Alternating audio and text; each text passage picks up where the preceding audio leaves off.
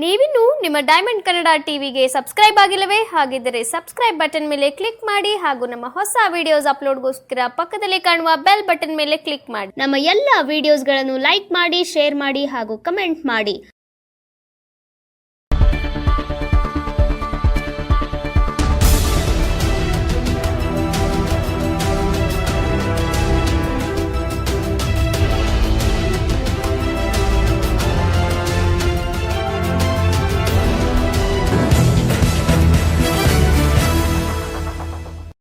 ಮಂಡ್ಯ ಜಿಲ್ಲಾ ಸಾಹಿತ್ಯ ಪರಿಷತ್ತಿನ ಪೂರ್ವಸಿದ್ಧತೆ ಕುರಿತು ಅಧಿಕಾರಿಗಳು ಮಾಹಿತಿ ನೀಡಿದ್ದರು. ಈ ಕುರಿತು ಡೈಮಂಡ್ ಟಿವಿ ನಡೆಸಿರುವಂತಹ ವಿಶೇಷ ವರದಿ ಇಲ್ಲಿದೆ, ಬನ್ನಿ ವೀಕ್ಷಕರೇ ನೋಡ್ಕೊಂಡು ಬರೋಣ.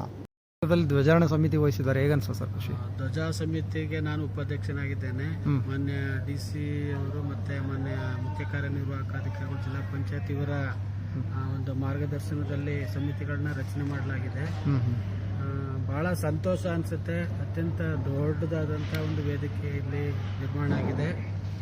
ನಮ್ಮ ಮಂಡ್ಯ ಜಿಲ್ಲೆಯಲ್ಲಿ 87ನೇ ಅಖಿಲ ಭಾರತ ಕನ್ನಡ ಸಾಹಿತ್ಯ ಸಮ್ಮೇಳನ ನಡೀತಿರುವಂಥದ್ದು ನಮ್ಮೆಲ್ಲರಿಗೂ ಕೂಡ, ವಿಶೇಷವಾಗಿ ಮಂಡ್ಯ ಜನತೆಗೆ ವಿಶೇಷವಾಗಿ ತುಂಬ ಹೆಮ್ಮೆ ಇದೆ.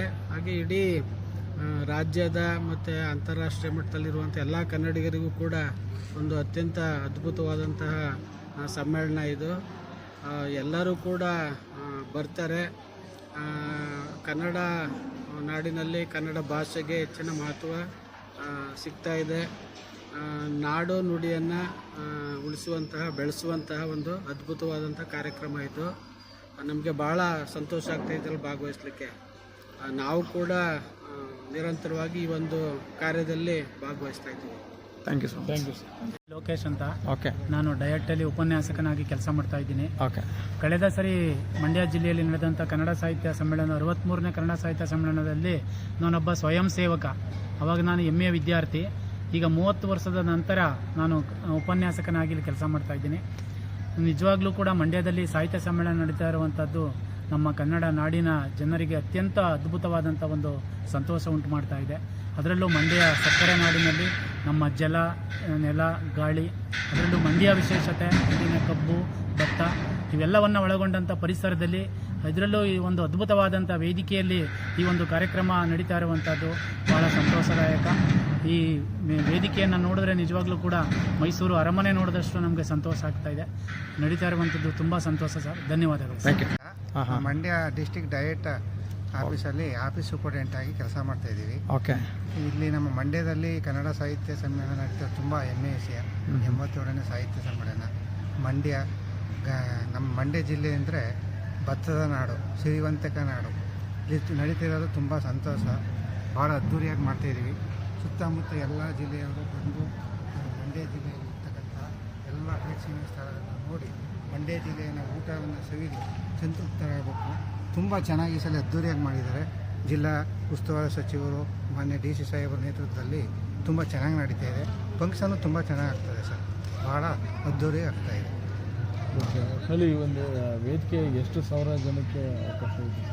ಒಂದು ಅಂದಾಜು 5ರಿಂದ 10 ಲಕ್ಷ ಜನ ಸೇರೋ ವೇದಿಕೆಯಲ್ಲಿ ಎಷ್ಟು ಜನ?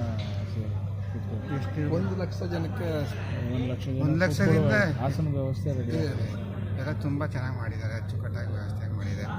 ಮಂಡ್ಯ ಜಿಲ್ಲೆ ಶೈಲಿಯ ಊಟದ ವ್ಯವಸ್ಥೆ, ಮುದ್ದೆ, ಇದ್ರ ಸಾಂಬಾರು, ಉಪ್ಸಾರು ಎಲ್ಲ ಅದ್ದೂರಿಯಾಗಿ ಮಾಡ್ತಾಯಿದ್ದೀವಿ ಸರ್. ನಮಗೆ ಹೆಮ್ಮೆ ನಮ್ಮ ಮಂಡ್ಯದಲ್ಲಿ ನಡ್ತಿರ್ತಕ್ಕಂಥದ್ದು. ಅದರಲ್ಲೂ ನಾವು ಇಲ್ಲಿ ಕಾರ್ಯನಿರ್ವಹಿಸ್ತಿರೋದು ತುಂಬ ಸಂತೋಷವಾಗಿದೆ. ಬೇರೆ ಜಿಲ್ಲೆಯವರೆಲ್ಲ ಬರಬೇಕು. ಪೂರ್ತಿ ಡಯಾಸೆಲ್ಲ ನೀವೇ ನೋಡ್ಕೊಂತಾರೆ? ಇಲ್ಲ, ನಮ್ಮದು ವೇದಿಕೆ ಮುಂದ್ಗಡೆ ನಮ್ಮ ಸಾಹೇಬ್ರನ್ನೇ. Thank you. ಎಲ್ಲ ಚೆನ್ನಾಗಿ ನಡೀತಾ ಇದೆ. ಎಲ್ಲ ಪ್ರಿಪ್ರೇಷನ್ನು ಚೆನ್ನಾಗಿ ಆಗಿದೆ. ಎಲ್ಲ DC ಸರ್, SP ಸರ್ ಮತ್ತು ಎಲ್ಲ ಜಿಲ್ಲಾ ಉಸ್ತುವಾರಿ ಸಚಿವರು, ಎಲ್ಲ ಶಾಸಕರು ಮತ್ತು MLCಗಳು ಎಲ್ಲ ವರ್ಕ್ ಮಾಡ್ತಾ ಇದ್ದಾರೆ ಮತ್ತು ಎಲ್ಲ ಚೆನ್ನಾಗಿ ಆಗ್ತಾ ಇದೆ. ನಾವು ಅದೇ ಜನರಲ್ ಕೇಳ್ಕೊಳ್ಳೋದೇನೆಂದರೆ, ಕನ್ನಡ ಸಾಹಿತ್ಯ ಸಮ್ಮೇಳನಕ್ಕೆ ಹೆಚ್ಚಿನ ಸಂಖ್ಯೆಯಲ್ಲಿ ಎಲ್ಲ ಜನರು ಭಾಗವಹಿಸಿ ಈ ಕಾರ್ಯಕ್ರಮವನ್ನು ಯಶಸ್ವಿ ಮಾಡಬೇಕಂತ ನಾನು ಸರ್, ತಾವು ಮಂಡ್ಯ ತಾಲೂಕು ದಂಡಾಧಿಕಾರಿಗಳು ಎಲ್ಲ ಒಂದು ಕಡೆ ನಿಮ್ಮ ತಾಲೂಕು ಭಾಳ ಹೆಚ್ಚು ಒಲವು ಇದೆ ಅಂತ ಅನ್ಸುತ್ತೆ. ಖಂಡಿತ ನಮ್ಮ ತಾಲೂಕಲ್ಲಿನೂ ನಾವು ಸಾಕಷ್ಟು ಪ್ರಚಾರ ಮಾಡಿದ್ದೀವಿ. ಸಾಕಷ್ಟು ಜನನೂ ಬರ್ತಾ ಇದ್ದಾರೆ. ಎಲ್ಲ ವ್ಯವಸ್ಥೆ ಜಿಲ್ಲಾಡಳಿತ ವತಿಯಿಂದನೂ ಆಗಿದೆ. ಹಾಗಾಗಿ ಎಲ್ಲ ಹೆಚ್ಚಿನ ಸಂಖ್ಯೆಯಲ್ಲಿ ಭಾಗವಹಿಸ್ತಾರಂತ ಒಂದು ನಿರೀಕ್ಷೆ ಇದೆ. ಹಿಂದಿನ ಸಮ್ಮೇಳನಕ್ಕಿಂತನೂ ನಮ್ಮ ಏನು ಮಂಡ್ಯದಲ್ಲಿ ನಡೀತಾ ಇದೆ ಸಕ್ಕರೆ ನಗರಲ್ಲಿ ಇದು ವಿಶಿಷ್ಟವಾಗಿ ಒಂದು ವಿಭಿನ್ನವಾಗಿ ನಡೀತಾ ಇದೆ. ಅದರಿಂದ ಹಿಂದಿನ ಸಮ್ಮೇಳನಕ್ಕಿಂತನೂ ಅದ್ದೂರಿಯಾಗಿ ನಡೀತಾ ಇದೆ. ಇಲ್ಲಿ ಎಲ್ಲ ಅರೇಂಜ್ಮೆಂಟ್ ಆಗಲಿ, ಫುಡ್ ವ್ಯವಸ್ಥೆ ಆಗಲಿ, ಪ್ರತಿಯೊಂದೂ ವಸತಿ ವ್ಯವಸ್ಥೆ ಆಗಲಿ, ಪ್ರತಿಯೊಂದೂ ಅದ್ದೂರಿಯಾಗಿ ಆಗ್ತಾ ಇದೆ ಕೆಲಸ. ಪ್ರತಿಯೊಂದಕ್ಕೂ ಕಾಳಜಿ ವಹಿಸಲಾಗಿದೆ. ಹೌದು, ಎಲ್ಲ ಕಾಳಜಿ. ಸರ್, ಈಗ ನಿಮ್ಮದು VARI ಎಲ್ಲ ತಂಡ ರಚನೆ ಮಾಡಿ ಎಲ್ಲರನ್ನೂ ಕೂಡ ಬರೋದಕ್ಕೆ ಹೇಳಿದ್ದಾರೆ ಸರ್.